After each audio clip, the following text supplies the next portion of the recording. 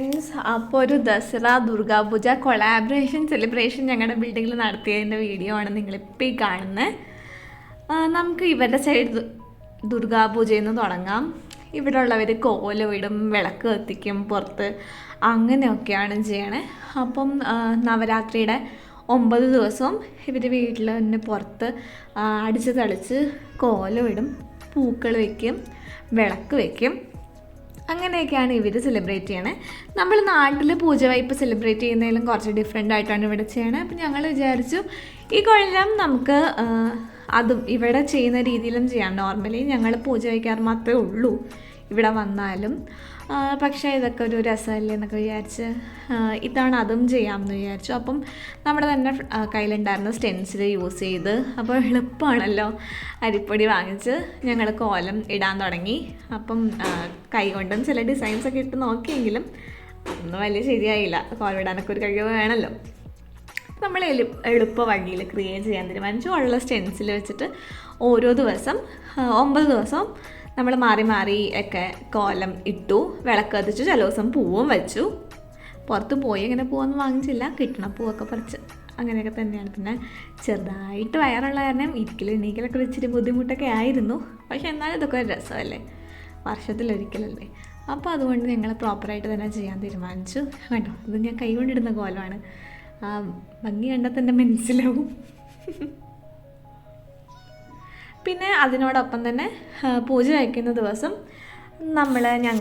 നമ്മുടെ നാട്ടിൽ കേരള രീതിയിൽ പൂജ വയ്പ്പും അതൊക്കെ ചെയ്തു. അപ്പോൾ പഠിത്തകാലമൊക്കെ കഴിഞ്ഞത് കാരണം ഇപ്പോൾ ഞങ്ങൾ പൂജ വയ്ക്കണത് ഓഫീസിൽ കൊണ്ടുപോകുന്ന ലാപ്ടോപ്പും പിന്നെന്താ അവിടെ യൂസ് ചെയ്യണ പേനയും നോട്ട് പാഡും ഒക്കെയാണ്. കഴിഞ്ഞൊരു 2019 തുടങ്ങി ഞാൻ വയ്ക്കാറ്. അപ്പോൾ ഇതാണ് അച്ഛനും അമ്മയും ഉണ്ടായത് തന്നെ കാരണം പ്രോപ്പറായിട്ട് ഇതൊക്കെ എങ്ങനെയാണ് ചെയ്യേണ്ടതെന്നൊക്കെ അമ്മ പറഞ്ഞു തന്നു. അതനുസരിച്ച് ഞാൻ ചെയ്തു. നോർമലി വലിയ കാര്യത്തിനല്ലെങ്കിലും വിളക്ക് കത്തിക്കൽ, പിന്നെ ആരതി, പിന്നെ ഈ പറഞ്ഞ പോലെ പൂക്കൾ ഇടൽ, അങ്ങനെയൊക്കെ ചെയ്യാറുണ്ട്. പക്ഷേ ഇത്തവണ അച്ഛനും അമ്മയും ഉള്ളത് കാരണം പ്രോപ്പറായിട്ട് അതിൻ്റേതായ രീതിയിൽ തന്നെ എനിക്ക് ചെയ്യാൻ പറ്റി. അപ്പം പൂജ വച്ചു. പിന്നെ വിജയദശമിയുടെ അന്ന് പൂജ എടുത്ത് ABCD ഒക്കെ പഴയ പോലെ എഴുതി, ലാപ്ടോപ്പൊക്കെ ഒന്ന് സെറ്റാക്കി ഒന്നുകൂടെ ഓൺ ചെയ്തൊക്കെ നോക്കി. പിന്നെ നമ്മൾ ദസറയും നമ്മുടെ ഇവിടെ സെലിബ്രേറ്റ് ചെയ്തു. അപ്പോൾ ഇവിടെ ഉള്ള കുറച്ച് നോർത്ത് ഇന്ത്യൻസ് ഉണ്ട്. അപ്പോൾ അവിടെ ദസറയാണല്ലോ കൂടുതൽ അവർ സെലിബ്രേറ്റ് ചെയ്യണേ ദുർഗാപൂജയെക്കാളും. അപ്പം ഒരു അങ്കിളുണ്ട്, പുള്ളിയാണ് നമ്മുടെ രാവണനെ ഉണ്ടാക്കിയത്. നല്ല രസമായിരുന്നു. ഓരോ ദിവസത്തെ പ്രോഗ്രസ് ഞാനിങ്ങനെ പോയി നോക്കുമായിരുന്നു. അപ്പം പുള്ളിയും ഇവിടെ ഉള്ള കുറച്ച് പേരുടെയൊക്കെ ഹെൽപ്പും ഒക്കെ വെച്ച് പുള്ളി ഉണ്ടാക്കി. അത് കഴിഞ്ഞൊരു പണ്ഡിറ്റിനെ വിളിച്ചിട്ട് രാവൺ ദഹനം നടത്തി നമ്മുടെ അപ്പാർട്ട്മെൻറ്റിൽ. അതും നല്ല രസമായിരുന്നു. ഒരു ഭയങ്കര നല്ലൊരു എക്സ്പീരിയൻസ് ആയിരുന്നു ഈ കൊല്ലത്തെ ദുർഗാപൂജ. നോർമലി ഈ സമയത്ത് കഴിഞ്ഞ വർഷം ഞങ്ങൾ ബോംബെക്ക് ട്രിപ്പ് പോയി, അതിന് മുന്നത്തെ വർഷം നാട്ടിലേക്ക് വന്നു.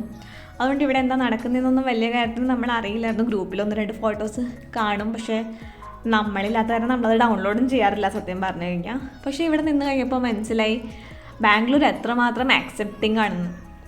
അതായത് ഇവരുടെ സൈഡിലുള്ള ആ സെലിബ്രേഷൻസ് ഉണ്ടാവും, നമ്മുടെ പോലെയുള്ള സെലിബ്രേഷൻസ് ഉണ്ടാവും. മുകളിലേക്ക് ഇന്ത്യയുടെ മുകളിലോട്ട് പോയാൽ അവരെങ്ങനെയാണ് സെലിബ്രേറ്റ് ചെയ്യുന്നത് അതും ഉണ്ടാവും. ഒരു അപ്പാർട്ട്മെൻറ്റ് കമ്മ്യൂണിറ്റി ആവുമ്പോൾ തന്നെ എല്ലാത്തരം ആൾക്കാരുടെ കൾച്ചേഴ്സ് ഇവിടെ സെലിബ്രേറ്റ് ചെയ്യുന്നുണ്ട്. അത് തന്നെ നമുക്കൊരു മനസ്സിനൊരു സന്തോഷം. പല കൾച്ചേഴ്സിൻ്റെ ഒരു എംബ്രേസ് ചെയ്ത് അവർ ചെയ്യാൻ എടുക്കുന്ന ഇനീഷ്യേറ്റീവ്. പിന്നെ മുന്നേ വിചാരം ഫുഡും തരും അത് കഴിയുമ്പോഴത്തേക്കും. അങ്ങനെ എല്ലാം ഫുൾ അലങ്കരിച്ച് ഇനി വരുന്നത് ദിവാലിയാണ്, അത് അതിലും സൂപ്പറായിരിക്കും.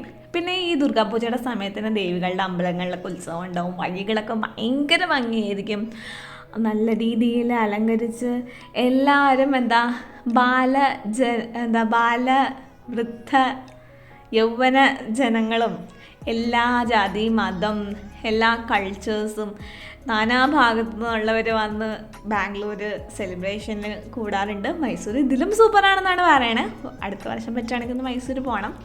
ബട്ട് ഈ വർഷം നല്ല രസമായിരുന്നു.